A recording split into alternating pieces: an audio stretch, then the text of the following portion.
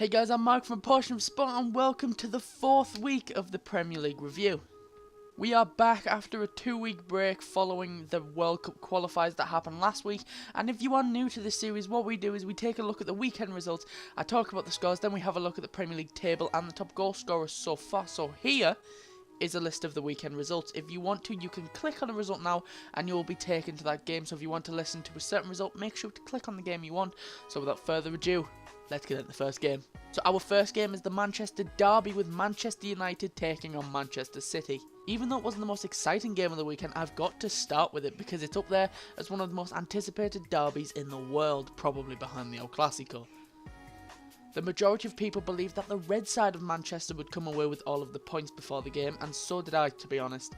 But as soon as the first whistle went to start the game, Manchester City were very good on the ball, and the goal you felt coming, which it did 10 minutes into the game when Kevin De Bruyne got on the end of a Kelechi Iheanacho pass, and the Belgian international is able to convert with a low strike from about 20 yards out.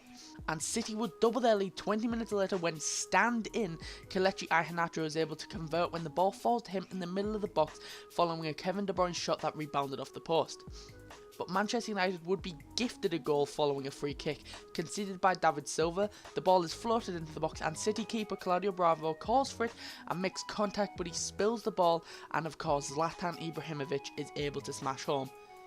It must be a thing with Manchester City goalkeepers and not being able to catch the ball. That wouldn't be enough for United, as the blue side of Manchester, with what could be considered a shock win for many had United winning this. What a statement from Manchester City to come to Old Trafford and really humiliate Manchester United in front of the United supporters. So we move on to West Ham versus Watford. It didn't take long for West Ham to open the scoring, as 5 minutes into the game Mikel Antonio is able to head in following a brilliant cross from a Dimitri Payet corner. West Ham would go on to double their leaders in the 33rd minute. Mikel Antonio is again able to head in following yet another Dimitri Payet cross. 5 minutes later though, Watford would mount the comeback of dreams as Odion Ighalo converts with a right-footed shot from the centre of the box, and 2 minutes later Watford would even up the score when Troy Deeney hits a right-footed shot and the ball flies into the top right corner. Watford would go ahead in the 53rd minute when the man in form for Watford, Etienne Capoue, places a left-foot shot into the top left corner, and Watford would add a fourth in the 63rd minute after Jose Holebas, I probably murdered that, smashed a left-footed shot from outside of the penalty area, and the ball found its way into the bottom right corner. What a game this was. Halfway through the first half when West Ham went 2-0 up, many people would have thought that Watford were going to be destroyed by the Irons, but it turns out that it was West Ham that would be smashed by Watford. What a performance from the Watford boys to come from 2-0 to then score 4 goals unanswered and send the West Ham players running with their tails between their legs. And we move on to Liverpool versus Leicester. With Liverpool unveiling their new and improved stands at Anfield this week, they would have hoped to christen it with a win, and they did so with ease this week. It would start in the 13th minute when Lucas Leiva, playing centre-back this week, was given time to play out to James Milner. Milner then finds Roberto Firmino, who proceeds to turn Robert Huth and places the ball past Kasper Schmeichel. They would add another 15 minutes later when Jordan Henderson clips the ball over the top and Daniel Sturridge latches onto it before squaring to Sadio Mane with a tasty heel flick. Mane then chips Kasper Schmeichel to make it 2-0. Bless the Leicester defenders for trying to keep up with Sturridge and Mane. Bless them. But there seems to be a thing with Liverpool defenders and giving the ball away. Still to keep a clean sheet this season, and this would be no different when Lucas Leiva is playing around with the ball on the edge of his own box. He then mistouches the ball before trying to toe poke it to Simon Mignolet, but ends up beautifully crossing it to the path of Jamie Vardy, who scores one of the easiest goals he's ever gonna get. Liverpool would reclaim their 2-goal lead when Jorginho Wijnaldum lays it off to Adam Lallana, who absolutely smashes it into the top left corner. If you haven't seen it, go watch this goal. Absolute screamer, top bin behaviour. And Liverpool would see the day off with a counter-attacking goal. Jordan Henderson plays the ball down the left to Sadio Mane, who latches onto it at the halfway line, and Kasper Schmeichel comes out to meet him, but Mane easily clips it round the keeper and then unselfishly lays it off to Roberto Firmino, who gets his second of the game. Liverpool have been playing like this every week, but they've been wasting their chances. But this week they were able to take their chances, and if they can play like this consistently, then perhaps they could mount a title charge. I highly doubt it though. And we move on to Stoke versus Spurs. The game's first bit of action came from the sidelines when Stoke City boss Mark Hughes lost his marbles after the referee booked Stoke winger Marko Arnautovic, and Mark Hughes went crazy. After going mental at the fourth official, he is sent up to the stands by referee Anthony Taylor. Good call there by the ref. I have no idea why managers go crazy with the fourth officials. They don't have anything to do with the decisions. It's all the referee's choice. Just wait until after the game, then have a word with the ref in private. You're a very naughty boy, Mark Hughes. Very naughty indeed. And it seems that this decision affected the Stoke players a bit, as 5 minutes later Stoke City were coming forward and Tottenham get the ball and perform what was a beautiful counter-attack when Dele Alli finds Christian Eriksen out wide, a player who I really like by the way, who then takes his time for looking for Son Heung-min, and Son converts with a spectacular side foot volley past Shea Given. In the summer there were rumours that Spurs wanted to sell Son Heung-min, I'm very sorry again, and they will be glad they didn't, because 10 minutes into the second half the South Korean places the ball in the net for the second time in the game, with Christian Eriksen assisting him once again. It would get worse for Stoke as 5 minutes later Kyle Walker would sprint down the wing and square the ball to Dele Alli, who calmly converts from about 10 yards out, and I have Kyle Walker in my fantasy team, so cheers for the points, Kyle. And the icing on the cake came from when Harry Kane would end his goalless run of 9 games for both club and country by finally getting on the score sheet in a game following a Son Heung-min low driving cross that would really confuse the Stoke defence, and Harry Kane is able to convert with the greatest of ease. What a performance this was by Tottenham, a very different side from the ones we've seen in the opening 3 games of the season, and deservedly came away with all 3 points. And we move on to Sunderland versus Everton. The game had a decent first 30 minutes with great end-to-end football being played, but the game needed something to really bring it to life, like a goal.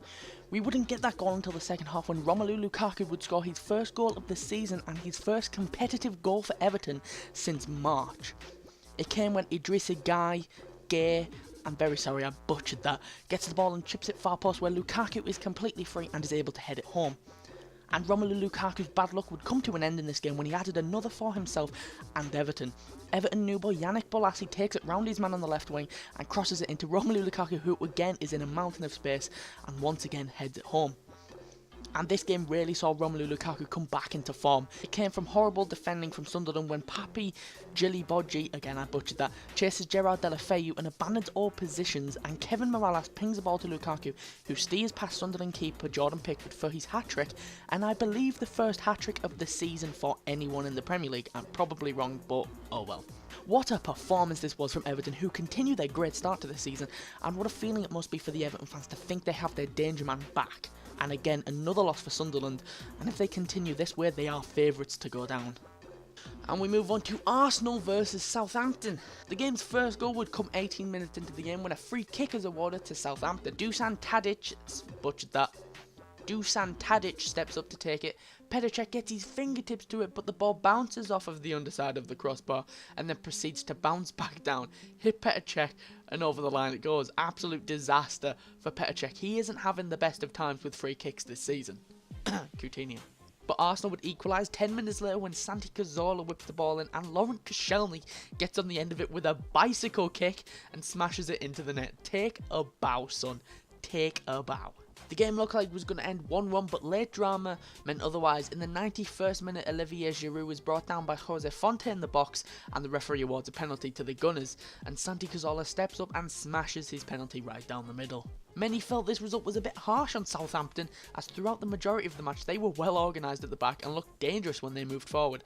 Arsenal had 2 debuts this match as World Cup winner Shkodran Mustafi and Spaniard Lucas Perez. Mustafi looked very comfortable in his new home and made his way forward a lot when needed. Perez, on the other hand, had a very quiet debut. And we move on to Middlesbrough versus Crystal Palace. 16 minutes into the game, Crystal Palace new boy Christian Benteke does what he does best and heads the ball past Victor Valdez following a great cross from Wilfred Zaha. Middlesbrough would equalise 40 minutes into the first half when Daniel Ayala gets his first Premier League goal after being left in far too much space. He's able to head the ball in with an absolute rocket header following a Stuart Downing cross. 2 minutes into the second half, Crystal Palace would reclaim their lead following really shoddy defending from George Friend. James McArthur plays the ball forward to Wilfred Zaha. He cuts into his right and it should really be dealt with by the Borough left back, but Zaha overpowers him, steals the ball and simply finishes past Victor Valdez. The game would end 2-1 to Crystal Palace, and what a feeling it must have been for Christian Benteke to get a goal. If Crystal Palace keep playing to Benteke's strength, his heading ability, he should be a great signing for Palace. A win today would have made this Boro's best start to a Premier League season ever. However, this was Boro's first loss this season. 1 loss in 4 is still great for a newly promoted side though. And we move on to Swansea versus Chelsea. It would be 20 minutes into the game before we get our first goal, and it followed a comedy of errors for the Swansea defenders. The ball comes into the Swansea area and Federico Fernandez meets the ball well, but all he can do is head it directly up. The Swansea keeper starts to come out to meet the ball, but there is a bit of miscommunication as Fernandez proceeds to head the ball away straight to Oscar. Oscar squared it to Diego Costa and the striker is able to convert from about 15 yards out. It was a good finish in the end, but Swansea handed him that on a silver plate. Chelsea would keep the lead until 15 minutes into the second half when Chelsea goalkeeper Thibaut Courtois trips Gylfi Sigurdsson in the box. The man who won the penalty also stepped up to take it. Gylfi Sigurdsson hits the ball high into the net and Swansea went level. Swansea would take the lead 3 minutes later when John Terry looks to square the ball in his own half to Gary Cahill. Gary Cahill takes too long on the ball and Leroy Fer is able to run in, take the ball off him and run in on goal, and he creeps the ball across the line. Chelsea would grab an equaliser in the 81st minute, and who else but the most controversial man in the Premier League, Diego Costa. A lot of people again feel like he should have been sent off earlier in the match, but nonetheless Branislav Ivanovic drove a low ball across the goal and is deflected in the air, and Diego Costa launches an overhead kick and the ball goes in via Federico Fernandez's face. Yet another Chelsea game where controversy surrounds Diego Costa, but let's forget about him and focus on what a brilliant second half this game had. Real end-to-end football, and you felt both teams could have grabbed a late winner, and with this result it means that Manchester City are the only team left with a 100% start this season.